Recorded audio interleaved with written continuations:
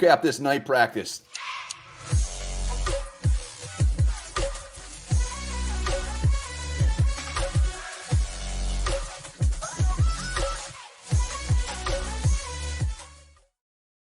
All right, welcome back to the Onebar and Lupagus show. I'm Onebar Lupagus, and Vikings had a little night practice last night, and there's some damn good nuggets to talk about. It was too late for Onebar and Lupagus to stay up and report on. We were too tired, too tuckered out, but we got up early to do it this morning. This video is brought to you by Lift Bridge Brewing Company. Hit them up either in Stillwater at the beautiful facility there, or find their delicious brews in local liquor store near you in this beautiful state of Minnesota. Yeah, and spoiler alert, Patreon page. If you're a Patreon, I believe you're getting some sort of tour from Lupagus, right? Yeah, I gotta put that together here still, but yeah, that is coming. Video tour that I shot. They were all very weirded out when I was doing that. That's okay. I don't care. Well, that doesn't matter. What matters is the Vikings practice. Lewisine, he did not practice, and Caleb Evans, I believe, did not practice either. Yeah, two of the rookies most fans, which was a sellout crowd, by the way, wanted to see. Neither showed up. I'm not sure what's going on Lewisine, but it was an excused absence. I saw that much. Caleb Evans, I think he's got something minor going on, but nothing too serious there. So hopefully those guys are back sooner than later, because we don't want either one of those guys out for a long period of time. No, but there were some players that were there and looked damn good. They were. I'm actually going to start with the two that didn't look very good. Why can't we start off on a positive note here? I'd rather get the negative out of the way first. All right, let's do it. Go ahead. Well, it's the same two guys, Kellen Mond and Sean Mannion. They continue to struggle, and Mond threw 2 interceptions. Both maybe didn't count. I think one was intercepted by Cam Downser that he may or may not have came down in bounds. The other one, I believe, they called a flag on Andrew Booth Jr. He fumbled another snap. It looks like he was sacked a couple of times. I guess he did have one beautiful throw to Tristan Jackson for a touchdown. So Mond having signs of just horrible play, and then mixed in with a good play here and there. Yeah, I mean, the most concerning part is it's not just a couple of ugly throws. It's like you said, just the timing, can't catch a snap. Very, very disheartening. I mean, we've said it a million times. This is pretty much his rookie year. Last year, if anything, did probably more worse than good. But yeah, our backup quarterback situation is absolutely disgusting. Sean Mannion, you didn't really talk much about him, but he didn't do anything either. No. We saw that last week they brought in Kevin Hogan. But at this point, if it's Mond, Mannion, Kevin Hogan, or Lupagus, I don't think it matters if our quarterback goes down. We don't have some savior that's going to come in and win a game. No, Sean Mannion was not much better. He missed Jalen Naylor a couple of times when he was wide open. Yeah, I think it's safe to even go as far as saying this, the backup quarterback for 2022 Minnesota Vikings is currently not on the team.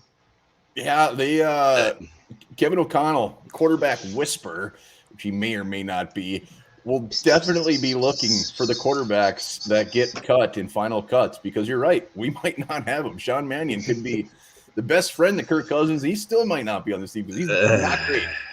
No, at least he can take a snap under center. So that was pretty much the grossness. I think really that those two stood out as being disgusting. You know who it was? You wanted to say someone who had looked great. This is like a second really good practice. It's Jordan Hicks. Sounds like this guy was a beast last night. Strong against the run, blew up a screen to Bryant Kovac. Jordan Hicks making plays over the field. Him and Eric Kendricks. There's gonna be something to, everybody's talking about Zadarius Smith and Dylan Hunter, but another tandem to watch is Hicks and Kendricks. Yeah, these inside linebackers, Hicks and Kendricks. Are you kidding me? I mean, he had 2 turnovers too last night. He's in the perfect scenario. You got Kendricks, these guys around him. I mean, these inside linebackers, both these dudes should be going to the Pro Bowl, no doubt. I mean, they're in a perfect spot. Can we just go ahead and combine them and call him Ken Hicks? The Ken Hicks, horrible. Did you mention Horrible Harry? He had a great practice. No, yeah. I was stuffing up the run. Daniil Hunter doing his things defensively. At least these number ones out there are ripping shit up. Yeah, let's stick on the defensive side of the ball too, because there's a couple more guys I wanted to mention. Armon Watts sounds like he was in base packages. He was in passing downs. Armon Watts, whether you love him or hate him, he's going to have a role on this defense this season, no doubt about it. A couple young guys got some mentions that we haven't heard much about. Brian Asamoah broke up a Sean Mannion pass to Nick Muse. He said, not today, Nick. Not today. Think again, Musey. Get out of here. Zach McLeod somehow beat Oli Udo for a tackle for a loss. I can't imagine that happening.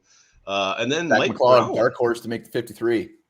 Mike Brown had a run stop. I haven't heard Mike Brown's name, the undrafted safety, also made a play. Yeah, Armon Watts, again, like Hicks. I mean, he's not to the level of Hicks, but Armon Watts could be in this spot where he actually has a very, very good season and then be one of those guys that just gets way overpaid in free agency somewhere. With someone else. Yeah, absolutely. Hey, as long as he has a great season for us. Make some money, that's baby. Fine. That's fine. All right, let's go to offense. Unless you got some more defense you want to talk about. No, that's pretty much it. Let's start with Kirk Cousins. Kirk Cousins looking damn good. Him and Justin Jefferson they are so connected. It was evident when we were there. It sounds like that's continuing. He did a 2-minute drill. He had a big play from Jefferson, led to a 45-yard Greg Joseph field goal. That was absolutely fantastic. He also hit Zach Davidson for a TD in the red zone. And it sounds like Munt, Ellison, and Zach Davidson are all rotating with the ones right now at tight end. Yeah. Going to be very interesting to see what they do at tight end. If, in fact, Irv does come back week 1. The thought of them maybe keeping 4 tight ends and 5 running backs, I mean, I don't know how that's going to work. So somebody is going to be on the chopping block. Zach Davidson, though. It's like KJ Osborne last year coming into this season, Zach Davidson. We didn't have very high hopes, and at times we were damn near rude to him, but he is showing up. He is. I feel he hasn't had the preseason KJ Osborne did last year, but he is probably the guy who is this year's KJ Osborne. Yeah, and what was I going to say? I'm surprised at this point of the season, of the preseason, I feel better about our tight ends than I do our quarterbacks. So that's something I didn't expect to say. Kirk's looking good. That's all that matters. I do think we will be sniffing around somebody that gets picked up. You mentioned Greg Joseph. We got to talk about him again. 7 for 8, 3 for 3 from beyond 50-yard line. Everybody, all the coaches are pretty much saying that this dude's just completely dialed in. He is fantastic. I love it, but let's see what he does week 1. Yeah, it's great. He looks good now, but let's see how he kicks when it actually counts. But he did end with another 58-yarder, which you, doing your math, you said was a 56-yarder, so I'm not sure really which one we should go with, the official Onebar. Do not go by me. I'm an idiot.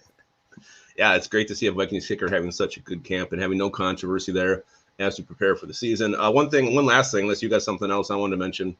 No, fire away. Kevin O'Connell ended this practice with a fiery speech to the crowd, getting them all revved up, saying, at our home games, we don't see any other colors than our own in the stands, basically telling us, do not sell your tickets. We don't want to see any green and gold, anything in the stands. If you sell your tickets, you sold your soul. Dare you? What if grandma died and you have to go to the funeral? Grandma, it doesn't matter. Just keep them.